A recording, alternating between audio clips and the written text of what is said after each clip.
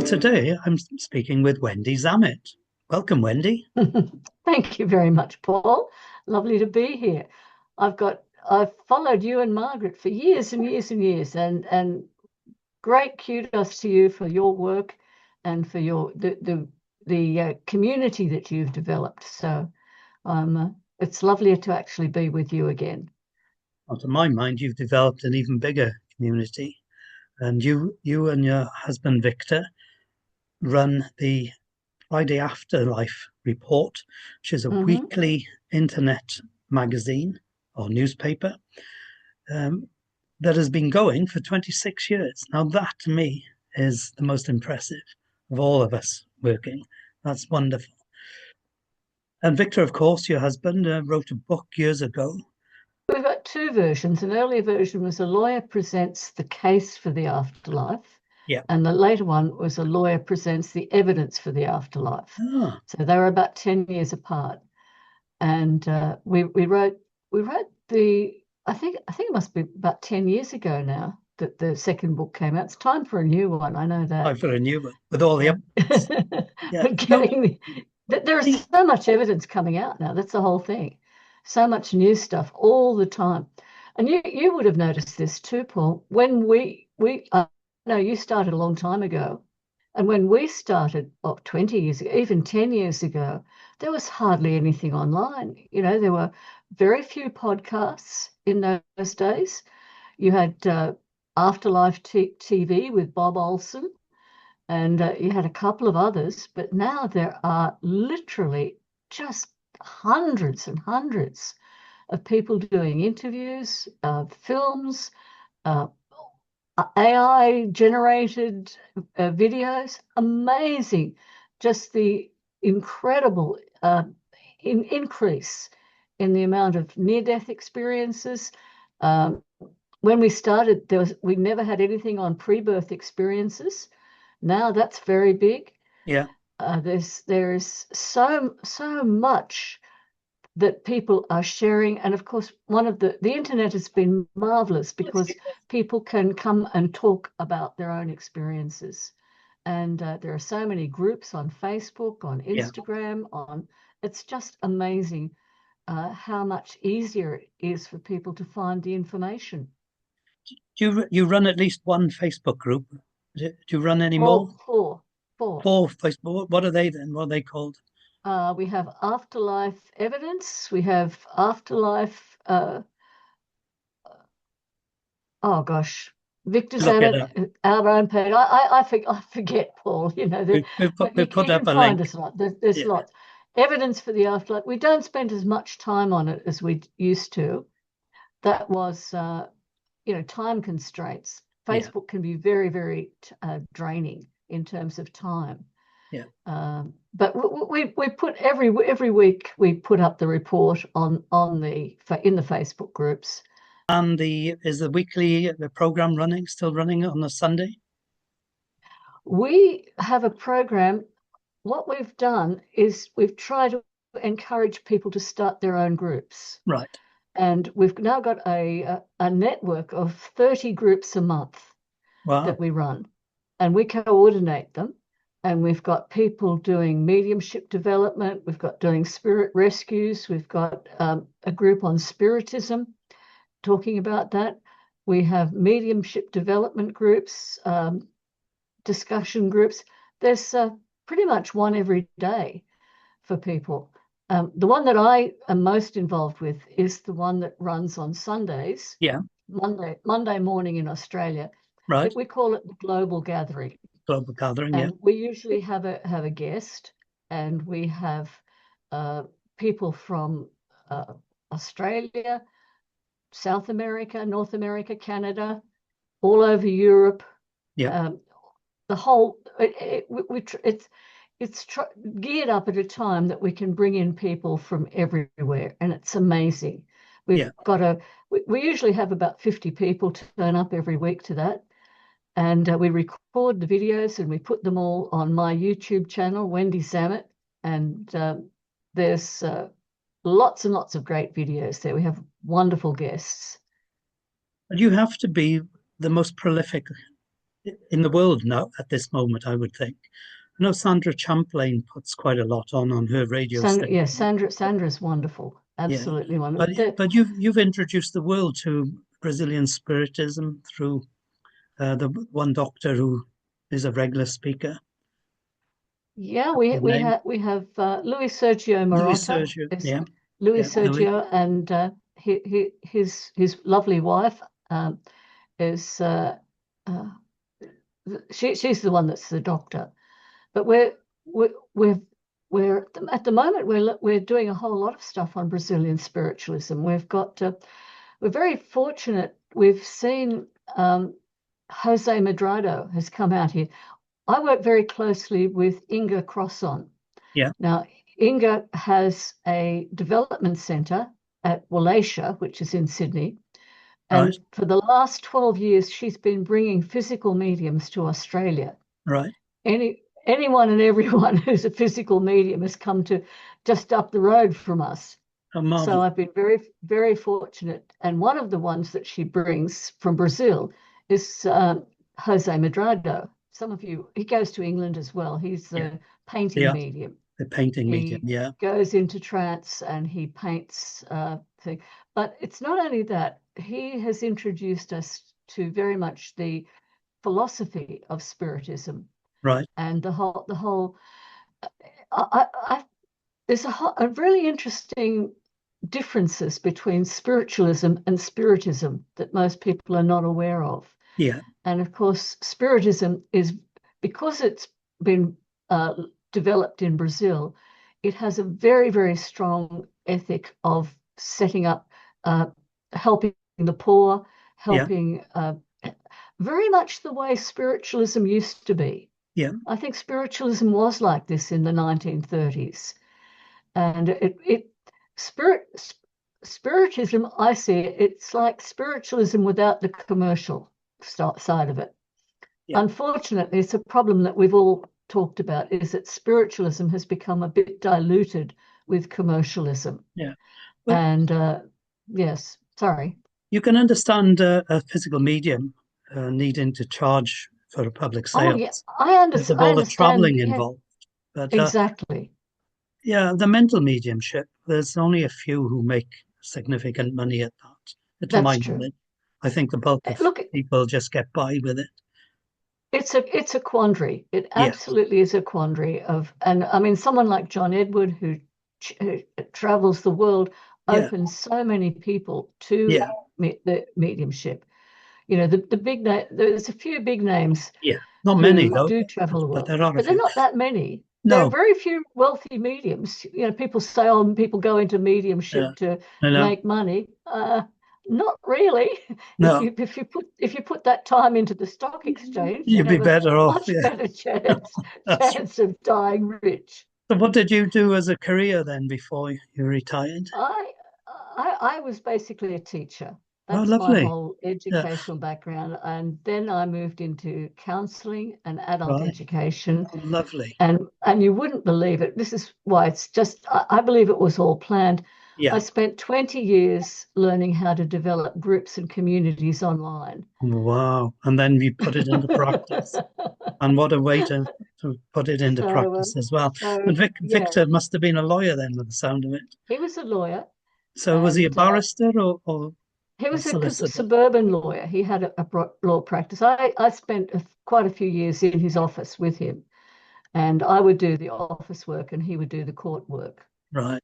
Well, And this is why I brought it up because the idea of his first book really does stimulate the idea that a lawyer, totally impartial, totally skeptical, but certainly 100% impartial, stands up and either does the prosecution or the defense along the yes, lines of a court case for the proof of survival. Basically, it's well, just that was it's just a wonderful idea. well, that was his whole thing was that we found that in when we were starting out. Now you asked me earlier before we got online how we started out. Really, Victor started having psychic experiences. Oh, Not till he was 50. 50 at the time, and all Yeah. of a sudden he started having psychic awakenings, and pretty soon he started hearing voices. Right. And we were both trained in psychology, and we You were thought he saying, was "Oh my going God, what's this all about?" schizophrenia. Here we come. Here we come. Yeah. So we started reading and researching, and I think we spent about 10 years reading every single book we could find. You go through that whole phase. You suddenly discover books, the esoteric libraries and the Theosophical Society libraries, and uh, all of the books sort of hidden away at the back of bookshops. Yeah. Of reincarnation, and we did that whole thing, and we we we went to it wasn't a spiritualist church, it was a little spiritualist discussion group called the Spiritual Venturers, and they had a lovely big box of books the way a good spiritualist church does, and I think we discovered Silver Birch, Right. and Victor just clicked onto Silver Birch. He just loves Silver Birch, and I think he's been reading Silver Birch every day for 35 years. He's got Wow. copies that are sort of falling to pieces that I keep replacing. But no, that was kind of how we got started. And Wow. was one thing I must tell you about one of our amazing experiences of synchronicity. Yeah. Go I ahead. I was love it. uh, I was working in education at the time, and Victor decided to come and have lunch with me in a nearby coffee shop. And while he was waiting, he walked across the road, and there was a little charity shop. Yep. And the lady came out with a box with a whole lot of books in it. And she said, "Mister, would you like a book? Put your hand in and choose one." You wouldn't believe it. He pulled out Arthur Finlay, The Rock of Truth. Wow. Lovely. I've got a story about that And myself. Yeah. exactly. Yeah. You got a story like that? But rock, not well. I use synchronicities, yeah. Yeah. And I heard the other day a friend of mine. He's written a book that involves a small example of a synchronistic activity, and I asked him, "What's the difference then between a coincidence and synchronicity?" Uh-huh. And his definition is that they're the same thing, except that synchronicity has to have meaning. So Exactly. pulling out the rock of truth, it had meaning to Victor. Absolutely. And that put him on a whole trajectory of spiritualism. Yeah, And that led us the Arthur Finlay College, to England, and that was where we first discovered physical mediumship. right. And then we sort of said, "Oh my God, this," and because what Victor was interested in was evidence. And Yeah, he's saying, how we read all in about John Sloan and the evidence, and we said, we've got to find a physical medium. yeah. We've got to experience this. So we went around the world. We went off to England, and we couldn't find much in England at that time. We did later on, When was this, do but you think? this must have been the early 2000s. Right. Early 2000s. And we traveled around, and we went up to the Arthur Finlay College. There was nothing happening there at that stage. We did go and see we sat with the Rainbow Circle. I don't know if Yeah, you've heard of them. I've We heard sat of with them. them, They're in Harrogate. and in Harrogate. They were lovely, Yeah, table tipping, amazing stuff, Red yeah. Cloud and table tipping, but wasn't quite what we'd hoped for. And we came back to Sydney, and we went up to the Chatswood Spiritualist Church, and we parked there. Another car came in and next to us, and out popped David Thompson, Oh, one of the yeah. greatest physical mediums in the world. I think he's one of the And best at the moment. Not that I haven't seen them all. we've sat with a lot, and Yeah, David is the only one that I know currently who's bringing through relatives and loved ones in reunions. yeah, And it was, and David, for various reasons, David had heard of Victor. Now, what's something really interesting, later on, we had a tape recording of Montague Keen. Now, Montague Keen came through. I don't know if your listeners know who Montague Keen was, but he was an afterlife investigator. And around about that time, he had sat with David Thompson, and he after Montague Keene died, he came through in a David Thompson séance, and he said David was living in Australia at that time, and he said, "I know this young man is going to Australia. Tell him to get in touch with Victor Zammit." Oh, And lo and behold, you David didn't coincidentally, even know. So no synchronistically, coincidences, no yeah, no coincidences. such thing, no. Anyway, we sat with David and we were very, very blessed. We sat in David's home circle for, I think, about 12 years, Oh, wow. something like that. Every week, So you materializations. you you were part of the real development of him then. We were part, Yeah. well, he was pretty fully developed by the Wow. time we sat with him. He sat with, now he developed in England with David and Jean Ingman. Right. They ran a home circle for him. He was doing a work with bereaved parents in England. Oh, But we how managed wonderful. to, Yeah. yeah, that was where he developed. David and Jean had lost a son, and they were in a little grief circle, bereavement circle, and they took David along, and he did some marvelous materializations. There's one story, I wasn't there, but Jean and David were there, where a little girl materialized and sat in her mother's lap and fiddled with her earring. Well, Can you imagine that? Can you imagine that? The parents go in there and are so bereaved, and there's the child back talking to them and loving them. well, And that's the amazing thing. Just reunions when a loved one comes through, and now people need to know that this happens in the dark. yeah, And this has always been the problem with physical mediumship. yeah, People say, "Oh, it's in the dark, it's not happening." yeah, Well, I can tell you it is happening.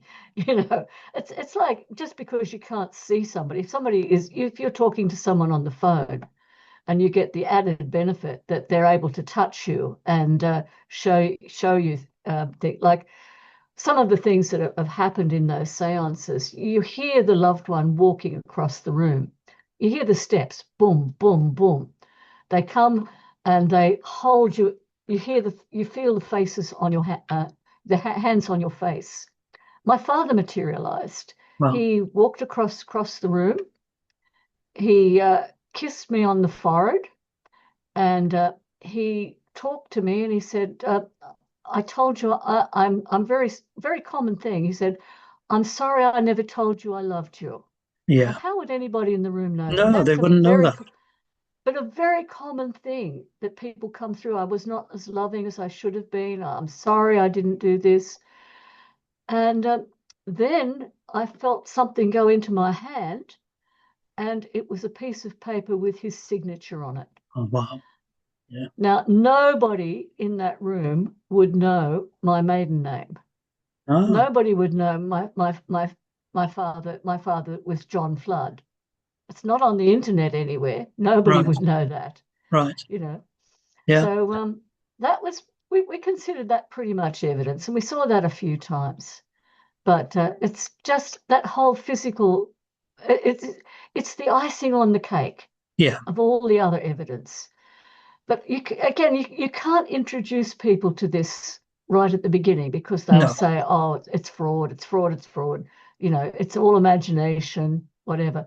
But if you, as I'm saying to your audience, if you do get the chance to sit with a good physical medium, take it, because it's kind of like you go from being 99% convinced to 101% convinced. It's just such an amazing experience. Yeah. Well, I had the Okay. pleasure to witness the David Thompson séance in Britain. Oh, He's did you? where's he living now?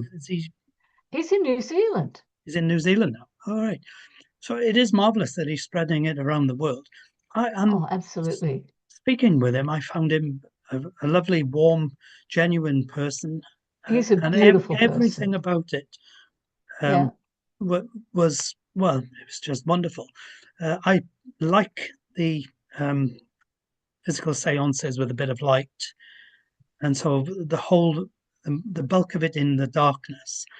I struggle with the idea: is it a fully formed materialization in pitch black? Because I had this It discussion doesn't, with it somebody the doesn't, other day. yeah, it doesn't have to be. No, Now, I've been working very closely with Inga Crosson, and her circle with Gary Mannion is an educational circle. And that is fabulous. They actually show that they're actually teaching people how physical mediumship works. And sometimes they often work in light, blue light or red light, yeah, and they actually show that they they don't need to materialize the whole part of the body. And actually, William once said, one of the reasons that we put things in the dark is that people would be creeped out if they just saw a head floating around. Or if what they often do is they create like, well, they don't usually materialize the feet. They right. usually just materialize the What you can head, see, yeah, what you faces can you can see, and the recognize. Yeah, face, and then yeah, they will put like a a drapery drape. around. Yeah, And I know Inga told me once that she asked the materialization to show her what was under the drapery, and he pulled the coat apart, and there was nothing there. And she said it just freaked her out. yeah, So no, they don't always. Again, it takes a lot of energy. yeah, And why would you do that when you can have a reunion? You can use that energy for speaking yeah. and for giving evidence. So yeah, there's a lot of. This is why a lot of people who claim mediumship is a fraud, they don't know the full story. No, That it's very, very complex about the relationship between the medium and how much the medium's mind is influencing the materialization. right, And one of the big things that Inga has learned is that and it's not Inga, it's only I've found it in the research, is that the mind of the group can influence the medium. right, So if you have a group of people there sitting there with a trumpet saying, I want the trumpet, I want the trumpet to come. And often when the trumpet gets out of control, it's because the energy, the spirits have lost control of the energy because of the demands of the people there. right. And this is, I can always remember when one of the yes, the one who was always accused of cheating. Um, Well, that's pretty much all of them, isn't it? At some point. every physical medium is accused of cheating, but one of the ones, you'll know the one I'm talking about. She was moved through. She moved a Mrs. Guppy through the table. The Italian one. Uh, anyway, I'll think about. But Palladino. what Palladino, and Yeah. she always said, unless you stop me, the energy will cheat.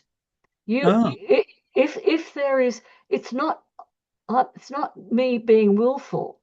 It's the will. And if you, for example, if you've got someone in the circle saying she's going to cheat, it's fraudulent, that will actually manifest unless you do take action to stop it. that's So interesting. it's often the unconscious energy of the people in the group can influence the phenomena. See, physical mediumship is so complex. Yeah. It's and I mean, it's wonderful, and we've been very fortunate to sit with Kai Muger in his basement in Germany, Well, and we've sat with lots and lots of physical. Tom and Kevin in their upstairs in France. who's Tom But and Kevin? I don't know them. uh, Tom Morris Right. and Kevin, I've forgotten his name. Tom Morris is a fabulous physical medium. Is he? And he's in France, is he? Oh, he's in France now. Oh, He's quite old, and he occasionally sits. But Tom would one of his things was that in this huge empty séance room, he would produce a whole lot of Native American Indians wow. singing and dancing and having their stomping and making an incredible amount of noise. Um, and yeah, he still is. Um, Kevin Lawrence, his partner. Right. Kevin is a very good healing medium, and they've been a wonderful partnership over many years. But no, they're amazing. Could you see those No, Indians with your eyes, or no light at all. no Fully light, dark, fully fully dark? dark. But when you've got 20 Indians thumping and jumping on the floor Yeah. Then and you know it's not chanting the half a and dozen people who are in there. and chanting and ringing Yeah. Wow. their instruments, Wow. you're pretty sure it's not Tom and Kevin. I'd imagine you would be. Yeah. No, How no, amazing is that? there is Um, so much amazing in physical mediumship. Oh, one of the most amazing ones. I wasn't there, but I've heard. One of the things we encourage all of our people in the global gathering. We've got a lot of people in America, and we say if you get a chance to go and see physical mediumship, take it. yeah. And Gary Mannion was doing some wonderful seances in America, and one of the things that they came back with was what the story of Bubba's wallet. Bubba Right. was a southerner, and his wallet was stolen while he was at the garage. Oh. And he was in there and he was talking to Gary's guide, saying, what can you do about my wallet? He said, oh, look, Oh. come back next week and we'll see what we can do for you. Oh. Bubba was sitting there and he's saying, well, that's right. The spirit guide came through and said, we've got a surprise for you. And they heard a thump and put the light on. There was his wallet, but it was empty. And he said, well, what about the rest of it? He said, hang on, this is it. And then they heard one thing after another. Boom, boom, boom, boom, boom. Everything that had been in the wallet, they brought through one at a time. Wow. And they said it took us a while to track it all down. We had to Yeah. find it, Oh. and they did. Everything was there. Well, that actually reminds me of something I experienced with Tom Morris and Kevin Lawrenson when we were there. Kevin Lawrenson found a 10-shilling note on the medium's chair, Oh. but an old-fashioned 10-shilling note, but it was folded up into a tiny little square. Oh. And then his spirit guide is John Sloan. Wow. And John Sloan came through and he said, you know what that was? He said, when I was alive, I would never take any money for my mediumship. But Arthur Finlay would try and sneak a 10-shilling note into my pocket. And I would then, when he came next time, I would sneak it back into his pocket. And it Well, would go back amazing. and forwards between us. And he said it was folded up and left in my drawer at home after he died. So Oh. they'd got it out of his drawer and Wow. brought it into the seance room. How's that for a story? And I expect he died a long time before that. So did they I think he time must travel have. as well? He I mean, they must must have have time time traveled. traveled with Bubba's wallet. Well, Surely that's a bit of time traveling well, involved there as well. To no, before look, it I was. never cease to be amazed at Yeah. speaking about a port. So I can remember they with David Thompson, Guy Playfair was sitting with David Thompson, and they brought through an apport, and it was a little like a brooch, the kind of brooch costume jewelry sort of stuff. Yeah. Anyway, Guy was interested to check it out, and he went actually up the road to the market, and there was a little market there which had that kind of thing, and there was one where the brooch had been taken out of the box. Oh, So it was really clear where that they'd it where got it it came from, from. Yeah. where they got it from, Yeah. and But Tom that Harrison whole used to thing. say that. Tom Yeah. Harrison's mother, Minnie Harrison, they used to have flowers apported into the seance room on a regular weekly basis. And there was Oh, a flower shop down the road where at the end of the night, on it because it's Saturday night, wasn't it? So at the end of a Saturday night, they were closed Sunday. The flowers would be discarded. Anything left over would be put in the rubbish usually. And these were yeah. flowers that would otherwise have gone to a rubbish tip or something. But that was a One of regular. the most Yeah. one of the most amazing. Well, David used to get animals. He would get birds and Wow. dogs. I've got a recording of a dog barking in the seance, Yeah. where he comes up and everybody's laughing and they're saying, oh, he's putting his little paws on my knee. And then you hear go, woof. And David says, but one of the funniest ones, this was in a home circle, and they brought David. They occasionally they would normally when David sits, he's in deep trance, but Right. occasionally they would bring him out of trance, and he'd be sitting there. And I think on this occasion they'd lifted his chair up. Very often they'd lift the chair Yeah. up, and he'd be right up near the ceiling, And you could see and he'd that, be or no, it's in the dark. For a right, lot of the phenomena to happen, it would be in the dark. But we could feel David's feet. We could feel right. David's feet right in front of us, Are you talking about on the in a chair, small room, are you? in a small room. Right. Not Exactly. not like the big public No. venues. This would be in the This is a home small circle, in household like home. in a bedroom, Right. So you And could literally feel his feet in you above could you. feel his feet. You Wow. could feel. I can remember Victor at one stage would put his hands on his feet. His feet were tied into the chair, and he could feel the chair, he could feel the ropes, and that. And David's talking to us from the ceiling, Wow. and You could hear the the voice music up is there, can't playing. you? Yeah. We hear the voice from the ceiling, Yeah. and David said, "Oh my God, it's Fat Boy." Fat Boy was his rat, his pet rat, and Ah, Timmy had brought his pet rat and put it in his lap, wow. and he could feel it. And it was so funny. It was absolutely in hysterics. Another time they did that, and David was up there and he said, "Oh, I've got a cold. I need to blow my nose." And Timmy, you hear his little guide say, "Hang on a minute." And Timmy gets a tissue and takes it to him. And you Wow. hear him, David, blowing his nose into the tissue. He Yeah. says, "Is that enough?" Uh, we Because he had wouldn't have some wonderful. he wouldn't have been tied up in the home circle, presumably. Yes, he was. He would be. Um, He would often be tied up right. because in case they moved him, Right. if they would move him. Um, and also he'd be used to the ties.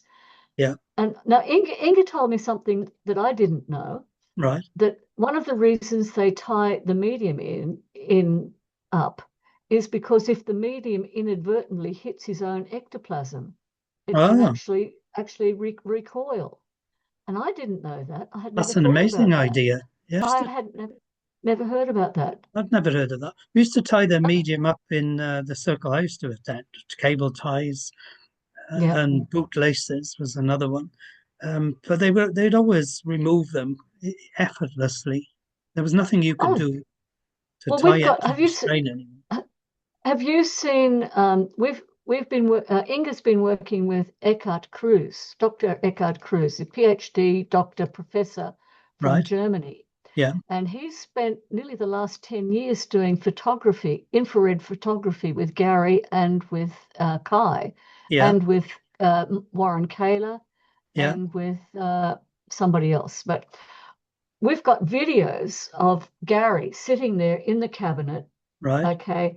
Um, open open the curtain. There's his legs are in the ties. Close the curtain. 10 seconds later, open the curtain. His leg is out of the tie, but the ties are still sitting there, Yeah. unused. And then Yeah. close the curtain, back in the ties, boom. And the You same can't get back in with a the tie, arm. can you? You, It's you impossible. can't you can't get back. His arms Yeah. are tied in, Yeah. but his leg is out of the ties, You back in the can't get your tie, leg out back of the in. tie. No. You couldn't. It's not a matter of wriggling around. No. And of course, we've had those. Stuart Alexander does this all the time. He puts his hand in the cable, and pulls it out, and the cable goes right through his arm. Well, And exactly. And we've had people put their hand on top of the medium's hand, and the same thing still happens. well, Um, and of course, matter through with, matter. da- with matter through matter, we've got lots and lots of experiments on that. With David Thompson, and with Gary Mannion, they take all his clothes off him. They'll take him in a onesie, and then you go. Next thing you know, he's got the onesie on, he's tied in. Next thing, the onesie's thrown out, um, and they've with Gary, they take him through a wall. There's been a Well, couple of cases. The other night, not long ago, Gary was in his seance, and at the end of the seance, when the lights went on, there was no Gary. And they Wow. yelled out, "Gary, where are you?" He said, "I don't know, but I'm sitting on a toilet."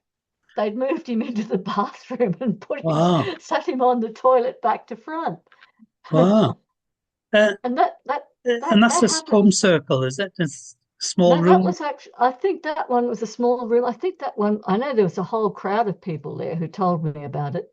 Yeah. And there was also a similar thing with an American Indian who was taken out and in the seance, and they heard him knocking on the door because he'd been wrapped up in the rug Wow. in the Uripi ceremony, Wow. and he was gone. He was out the door. And that was Gary, you said again. Oh, no, that one wasn't Gary. That was Oh, sorry. I forget the name of. He's the one who works with the Native Americans. Right. Um, I'm not sure who it is. Neil, we've got a video of the Okay. people talking. We've got a lot of videos on physical Yes. mediumship. Yeah. If you look at, if anyone's interested, if you look at my YouTube channel, Wendy Zammit, there's a whole segment. I think we've got 62 videos, people talking about their physical mediumship experiences, Yeah. and we've got lots and lots of people. Gary Mannion comes on once a month, and he goes into trance, Yeah. and he answers people's questions Yeah. about mediumship, Yeah. or either Jimmy will come on about mediumship, or Abraham will come on about health, Right. and anyone can ask a question. Yeah. And no, but physical mediumship is absolutely fascinating. It is. It is But indeed. but we've got some amazing mental mediums as well. At the moment, we're working with the Cosmic Voices network team. We've got two brilliant mediums who are trance channels, and they've been doing it for 40 years. Wow. And what's incredible is that I think it was 30 years ago, 40 years ago, when the shuttle, say that again, Space Shuttle Challenger exploded, Yeah. the astronauts came to Jeannie and Regina. Wow. Regina found the whole shuttle team sitting in her kitchen, Good and heavens. because she sees them as large as life. Yeah. And she has worked with them individually and as a group for 40 years. Why And didn't they go straight into spirit? they were angry. They were pissed off badly Mm. because the thing was sent up without NASA had. You've probably heard the story of the O-rings. They No, I knew haven't that it really was heard. they Yeah. knew that the O-rings Yeah. were it was dangerous Yeah. And they still send it up to anyway. and they sent it up anyway because of political pressure. They said, "Oh, they knew that that because it was particularly cold and the O-rings were freezing and they were sort of contracting, Right. and they knew how dangerous it was, That caused a leak, and I expect. it was like a leak, Yeah. and the whole thing exploded." Wow. And they were very angry. I mean, they're still in spirit, but they come back, and Yeah. they've individually. Regina's got recordings of them speaking, and Jeannie, and these recordings were taken. Scientists in America were investigating these for years. So that both the Challenger crew and the Columbia crew have been working with Regina and Jeannie, and it's an incredible story of how they have worked with them and helped them adjust to the other side, and uh, they've traced their changes over time. Right. I can't think of another experiment where mediums have worked so closely with a group of people on the other side Yeah. to describe conditions on the other side, to describe what happens, and they've been doing it, followed them through, as it Yeah. were, and they've actually said we could go on to much higher worlds and much more beautiful worlds, but we want to stay here, and we want to. They actually recently they've actually said that this was part of their soul blueprint, Oh, to prove the existence of the afterlife, right. and that Regina and Jeannie had agreed to this as part of their sole purpose. And where can So we it's find uh, these if you recordings? if you have a look under what is it, Cosmic Voices Network. Right. Cosmic Voices Network. There's a whole lot of stuff there. There are a lot of transcriptions. Regina and Jeannie are amazing. They one of my favorites. We put it on our Friday report. Regina brought through Carl Sagan, and as you Oh, know, Carl Sagan was a scientist, and he was yeah. kind of like there's no afterlife, whatever. Yeah. And Regina is sort of saying, he's sitting there, sitting quietly, he's just swinging his leg, and he's saying, boy, was I wrong. Well, he's one of my favorite people to quote because at the Well, beginning of Cosmos, he's there in the massive library with all them thousands upon thousands of books behind him. And he that's says, right. you can't read all the books in the world. It's impossible in one lifetime. Can't read them. The trick is to read the right ones. Read the right ones, And I think exactly. Victor's book is probably one of the right ones.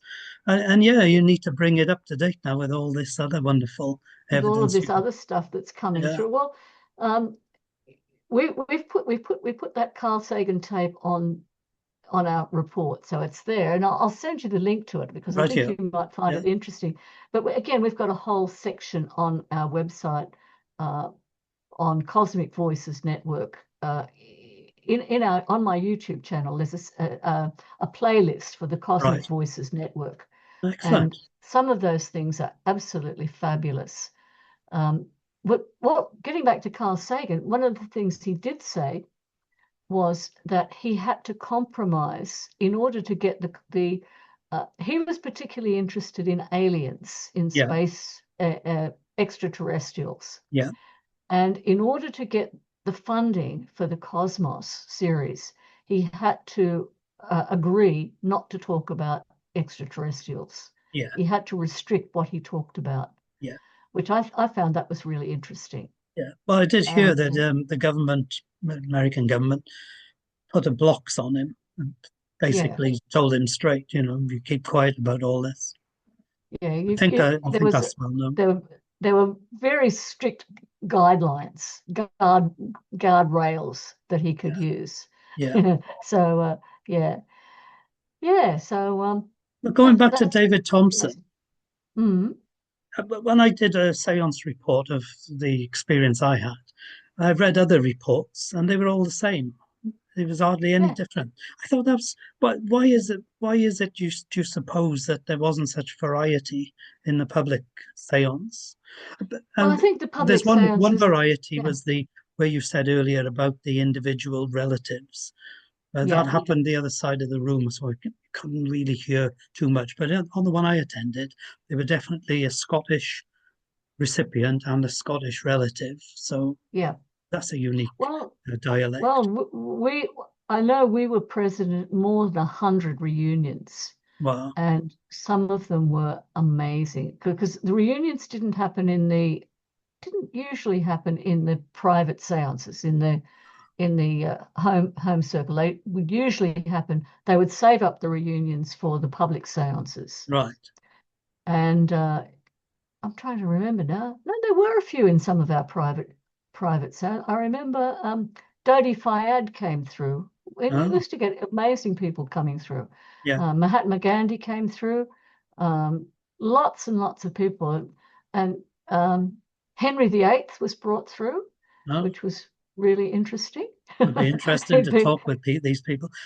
Yeah, I've yeah, spoken with very, very Mahatma interesting. Gandhi. I got a Oh, story about Mahatma. well, tell us. Oh, right.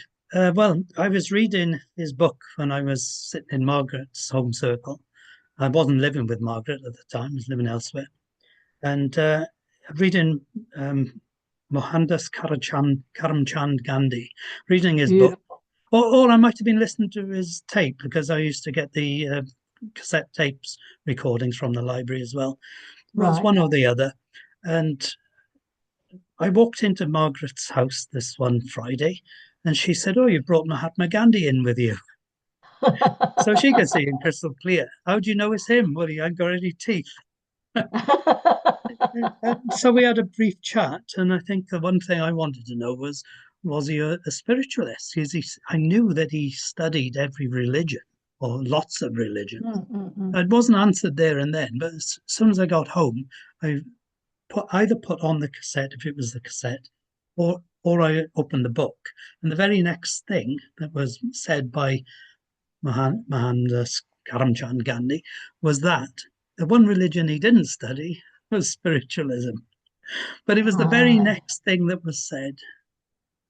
So that's another well, that's again, that's a synchronicity. That's one of those synchronicity. things that Yeah. So happen. That why do happens. you think then that the format of the public seances then with David Thompson were so similar?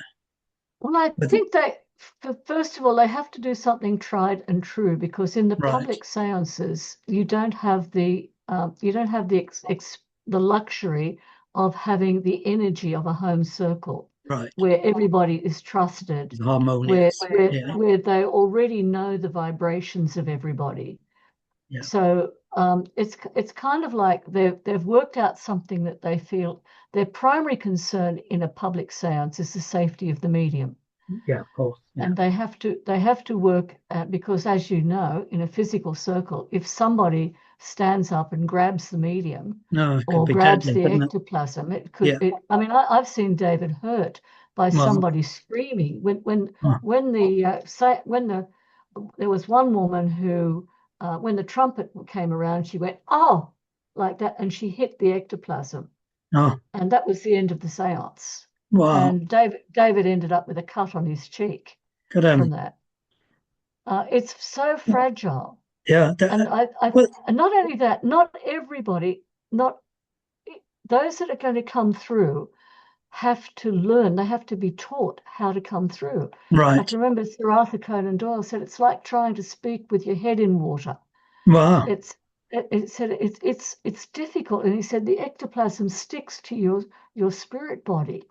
He Wow. said it's really awful, and Wow. I can remember having people come through, and they just sound like they just can't speak. Yeah. So Yeah. they have to have a routine. It's not like you've got to tell. And the other thing that people don't understand is that in order to come through, they have to remember what their voice sounded like. Yeah.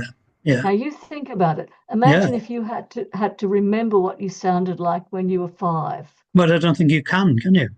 You know, and you No. have to remember what you looked like, and you have to. Yeah. But we've had enough in the reunions. I can remember one of the ones we had a recording of was a young girl whose brother came through. He was the only man. She felt his face, and she said she could feel the stubble on his face. He always had kept, and everybody else all the other men in the room were clean shaven. Right. Another one, she felt the hand of her grandfather, and he was missing a finger, and Wow. she could feel the finger missing. Yeah. This is what I mean. It is very complex. Yeah. Um, So did you attend many of the public demonstrations in Australia, presumably? Quite a few in Quite a Australia few. and New Zealand Yeah. and Did you think they America. were similar then? Did you Yeah, find they they were? were very similar. Yeah. There was like a format. Like Yeah. William would always come through. Yeah. William would put his hand on people's head. Yeah. That was the thing. Then after William, then they would bring out the trumpets. I think my feeling about the trumpets is they're testing the ectoplasm Right. with the trumpets. Yeah. When they're whizzing the trumpets around Yeah. collected by the, Yeah. but that's just a theory. I've never tested it out with David. No. I must ask him about that. Yeah. Then they bring through a few communicators who are experienced communicators, Yeah. who know how to handle the energy. Yeah. They bring through Timmy, who's the child guide. Yeah. That's one of the interesting things, that all physical circles seem to have a child guide. They do, but they're not children. but they're not children. They're No. taking that role. That it's almost Yeah, like a pantomime role, it is a and pantomime. Yeah, their role is to sort of raise the energy, yeah. and They can get away with humor they differently. can get away with humor and Yeah, whatever. And then they bring through the reunions if you're lucky, or they will do something to demonstrate, like they might put the child's hand on a luminous plaque, yeah. so I you can see saw the that. Yeah, hand you can. changing. Yeah, you can Yeah, and see. you know full well there is nobody in that room of that size. There's no That's children right. in it. So Oh, and how do you get a I've had moving argument. hand? Then the That is skeptics will mine. say, "Oh, they bring in a dummy hand." That's what it is. It moved. I'm sure it moved. Yeah. No, it's fascinating. It's It is fascinating, but fascinating. But they obviously, when you say about, because I got this question I need answering of about course you've got to. in a pitch black, is it a full form materialization? I was talking with a friend via YouTube, Warren Buckley, and we were trying to answer that question. And Warren thought, well, you don't have to materialize the full body, just the hands, the feet. If you're not Exactly. seeing it, you don't need to materialize it. But And that and that, they make that's right. That footsteps. Yeah. So the they footsteps are the economize. And materialized feet. Yeah. well, sometimes and I've had William tread on my toes, so I know So his he's feet are materializing the feet. materialized. Yeah. Well, it would be wonderful. It will be wonderful when they are videoed, etc. And that brings me But around again, to again, that's one of the things that William said. There's a different energy comes in it. If you imagine you've got a team videoing, and we did with David, we did have videos. We actually yeah, had videos of William yeah, using what was it, a blue light camera? I think it wasn't an infrared camera, it was something else. yeah. And when we saw the video of William, his head was transparent on the Wow, video, wow. But which you was could see him with really your interesting. eyes. You could see the form Yeah, of with William, your very eyes. clear form with your eyes in the Yeah, video, yeah. but his head was sort of transparent. Oh, And again, this is something that one of my friends the other day was saying, look, we really only have another 3 or 4 years to really prove physical mediumship, because the way AI is going, anything that we I see where produce, you're coming from. Yeah, people will say, oh, yeah. Oh, that's AI, it's AI. That's fraud, AI. Thinking it, thinking that it's all already with some of the posts I see in history where they show a exactly. stone that's got carvings on it, you know full well Yeah, it's too this, immaculate to be real. It's got to be AI. this, exactly. And this is our problem with evidence. The in terms of the normal way that we get and prove evidence with voices, with information, whatever, all of those things that we've used for like the last 2 centuries are not going to be very convincing to people anymore. You're right. It's a difficult situation that we're in, and of course it's the same situation knowing what's true. How Yeah, do you know what's true? yeah, it's true enough. Discernment is becoming more difficult. When I first got into spiritualism, I thought to myself, because they used to put out this statement in They the Skeptics that mediums have trolled through the obituary columns, etc. Oh yes, that was all the That was thing. the old, yeah. I mean, Yeah. so ridiculous the idea of it. But I used to knowing Margaret's prolific rate of evidence. I think she was Mm. given a fact that was almost a unique fact every minute, and each uh, little reading would be maybe 10 minutes. So that's 10 facts. Yeah. 10 different people in the room. What Yeah, are the yeah. odds? So I'm thinking, multiply that by the number of mediums, by the number of spiritualist churches at the time in Britain were about Mm. 335, 365 maybe in Britain.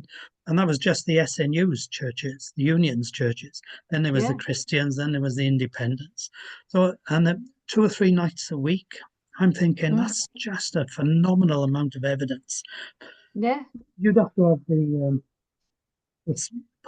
East German Stasi behind you to acquire that kind of evidence. But in the modern world, Facebook is your Well, provider this of is it. evidence. And I Well, said this is that it. I said something to some continentals, say they were Dutch. I'm not sure where they were from. How could they possibly do it? And she says, well, you click on your attending button. So if you're one of these mediums who throw it out there, and the mental mediums who throw it out there, you, you could know in advance that there were certain people attending a public dem, especially on the continent, because they're more rare. It's an occasional demonstration rather than the extent of them in Britain in the church movement. So this is all organized in advance. You pay up front, maybe you click to say you're attending. It would only need somebody to troll through the Facebook pages of the person who's clicked they're attending to find unique facts.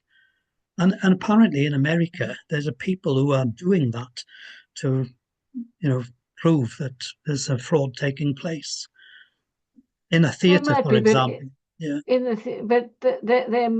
There may be, but when you look at the amount of energy that it would take, and I mean, some of the things that I've heard mediums come up with couldn't possibly be on Facebook. That's right. I know that's the defense. Oh, you looked at Facebook, or you looked me up on the internet before you had the meeting. And so many mediums will, when they take an appointment for a private sitting, will say, "Don't give me your name. Yeah, don't give true. me. You can give me a false about, name. Yeah, I know nothing about you. I mean, I've seen mediums come up with amazing stuff that nobody would know. Yeah. I can remember Christine Morgan. We had a lovely lady came through, and she said, "Your husband is here, and he's telling me that 40 years ago he couldn't afford to buy new shoes, and so you put newspapers in the bottom of his shoes." Yeah. Now, I'm just going to know that. Where would you find that? You won't find it. Where would you find that on someone who doesn't use the internet? Doesn't use Facebook. This is an 85-year-old lady. Hello. And this is the kind of stuff. Yeah. You might get and you might get a few people who are frauds, but I don't think there are that many. No. Really. I don't know. It's just the quality maybe nowadays isn't the same. I think this is the whole point. Paul Hinson, who we work with very closely, he has to laugh. He said, "I went to a seance," and he quotes Margaret on this one. And there's a medium up there going, "I have a husband here. Does anyone missing a husband?" Even the men. That's me. We love Margaret's video. Does anybody know a man in spirit? Yeah, quite. Exactly. Gary Mannion has been working in Hengoed, South Wales recently with someone we know. And I haven't been over there or heard, but I haven't heard any reports either. Did you think the problem that happened with Gary in Banyan Retreat has affected physical mediumship or his work? Because from what you're saying, he's the genuine article, clearly. Gary is absolutely the genuine article.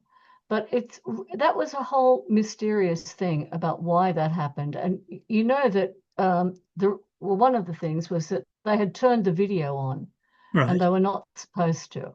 Gary didn't know that the video had been turned on, and that video could have affected Gary.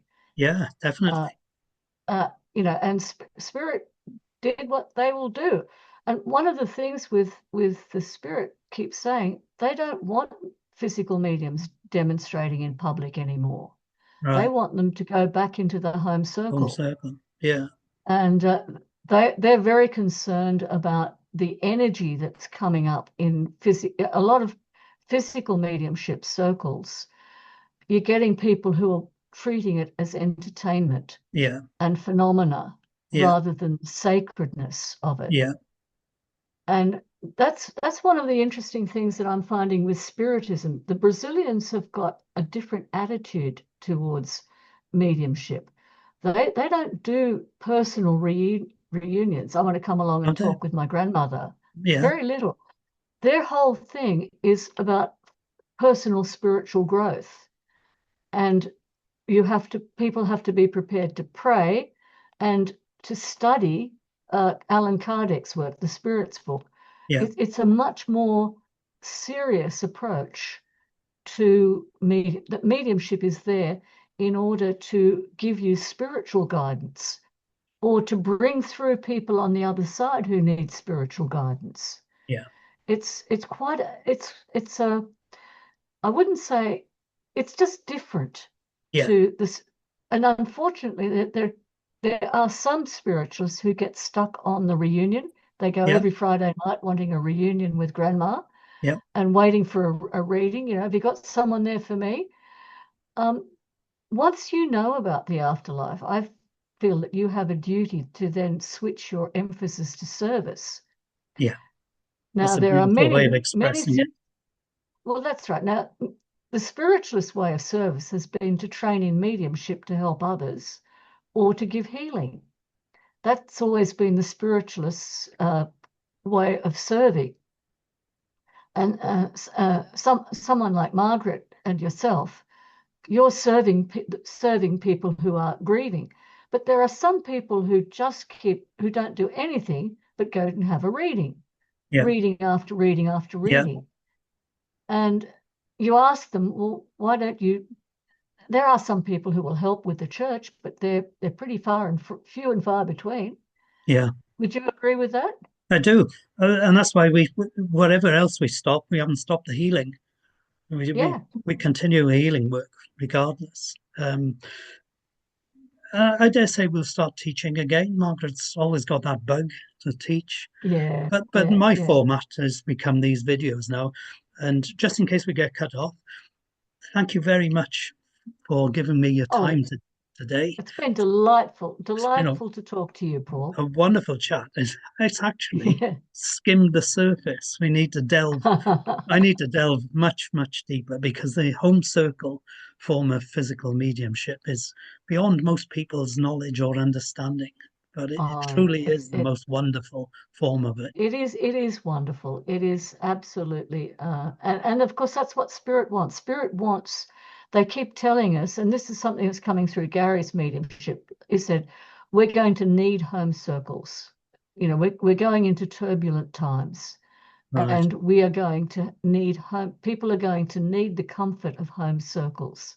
So the more home circles you can get, we're experimenting with creating online circles Yeah. for people. We've got a dark circle where people sit in the darkness in their own homes, and they're getting phenomena. They're getting And that's table via tipping. Zoom, is They're it? getting Oh, via yeah. Zoom. Yeah. We've got a circle that meets every Tuesday night with Paul Hinson, Yeah. and we also sit in the dark on Wednesday nights.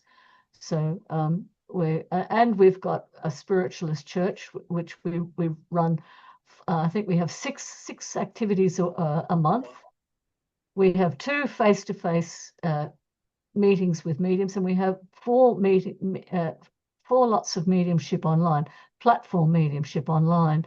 And Margaret, you and Margaret have been marvelous in suggesting mediums. But what Oh, we're right. Yeah. trying to Oh, do, Margaret's List. Yeah. using Margaret's list, we're trying to put for the Americans and the Australians, we're trying to get them to experience good British mediumship. Yeah. The Yeah. and evidential mediumship and different kinds of mediumship, and to see different mediums working so that they've got some discernment.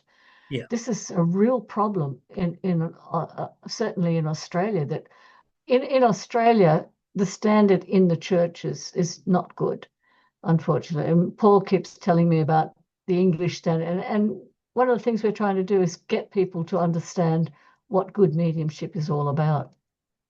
So we don't. There's a lot of sort of flower readings and all that kind Psychic. of A thing. lot of psychic work. Yeah. A lot of psychic stuff. Yeah, and I think a lot of that kind of work is just about giving a positive message, maybe.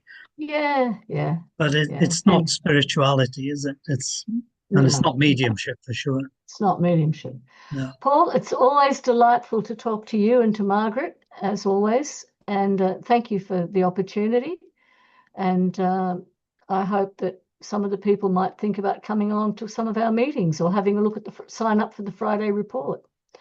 So yeah, so all you have to do to sign up for the Friday report is send an email to the website. Oh, if you just go onto Google and type Friday Afterlife report, there'll be a page will come up, and you can just write your email address there and then into any of the pages that come up. And you'll get the email. Yeah. And then you'll get the emails once a week. Okay. All right. Thank you very much for your time, Wendy. You. Best of luck with the Bye circle work. Bye then. Thank you. Bye. Bye.